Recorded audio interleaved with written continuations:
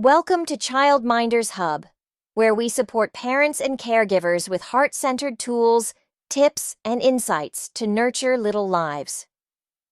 Whether you're a first-time parent, a childminder, or somewhere in between, you're in the right place.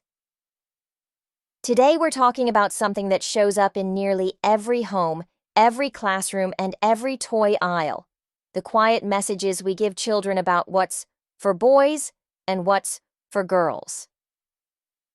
This episode is called, "Is That Really a Boy Toy?" Helping Children Explore Freely. And we're unpacking how gendered expectations around play can affect a child's confidence, curiosity, and emotional freedom, and what we can do differently. We've all seen it.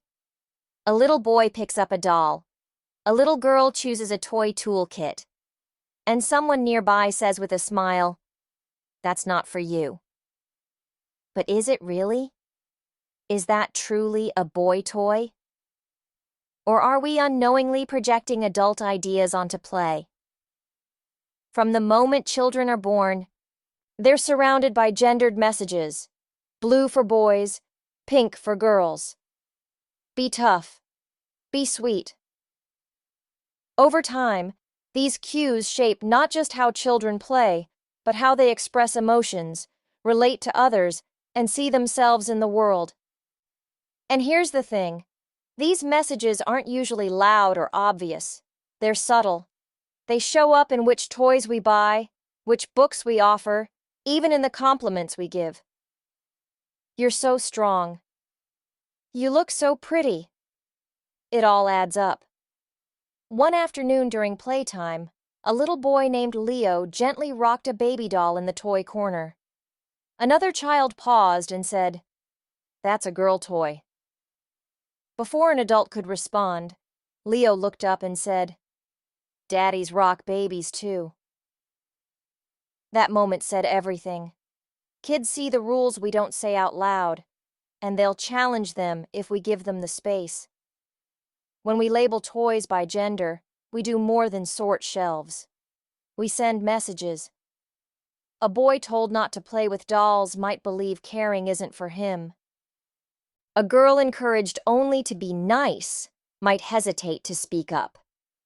These aren't just play choices. They're lessons in self-worth and identity. What children really need is freedom. Freedom to explore, to create, to express. When a child chooses a toy or activity that doesn't match stereotypes, they're not going off track. They're showing us who they are. When we let them play without judgment, we let them grow with confidence. A girl who's allowed to build with blocks might become an engineer. A boy who rocks a doll may grow into a nurturing father.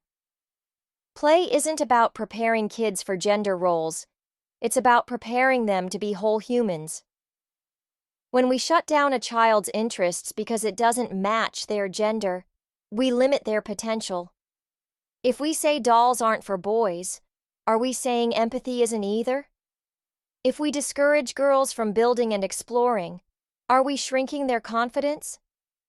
Our words shape their world. Let's choose them carefully. So what can we do? 1. Offer a wide range of toys without labels. Let your child pick what speaks to them. If your son loves cooking, let him stir, pour, and pretend. If your daughter wants to hammer nails and build towers, give her the tools to do it. Play is how they explore the world, and their place in it. 2. Use language that affirms traits, not stereotypes. Instead of, "You're such a brave boy," or "such a polite little lady," try, "You were really thoughtful," or "You solved that problem so creatively." These kinds of words focus on the person, not the role they're expected to play. 3. Gently challenge comments and assumptions. When a relative says, "That's a girl toy," you don't need to argue. Just smile and say, "Actually, everyone can enjoy this." You're modeling inclusion, not confrontation. And kids are always watching. Small shifts like these can lead to big change, because what we normalize in our homes becomes what they carry into the world. Every child deserves a place to play without fear of being judged. Whether it's a girl up in a tree or a boy twirling in a dress, they're learning what it means to be themselves, whole and free. And we get to be the adults who make that possible. Let's stop boxing children in. Let's start cheering them on. The more we let them explore, the more confident, curious, and compassionate they'll become. And it all starts with something as simple as letting them play without limits. If this message resonated with you, please like, subscribe, and tap the bell for more gentle, thoughtful videos from Childminder's Hub. Share your thoughts in the comments. How have you seen gender expectations show up in your child's world? And what's one small way you're encouraging freedom of expression? Together, we're nurturing little lives, one mindful moment at a time. Before we end completely, I want to leave you with this gentle thought. What if, for just 1 week, you watched how children choose their toys without offering any labels or nudges? What would they reach for? What stories would they act out? And what might you learn about them? And maybe even about yourself? Sometimes, it's not the loudest voices that shape a child's identity. It's the quiet approvals, the affirming looks, and the freedom to choose without judgment. So this week, try stepping back and watching what unfolds when children play without limits. You might be surprised by the strength, softness, and imagination that comes through. Thanks again for watching.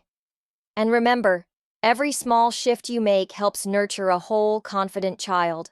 Bye for now, and I'll see you in the next video.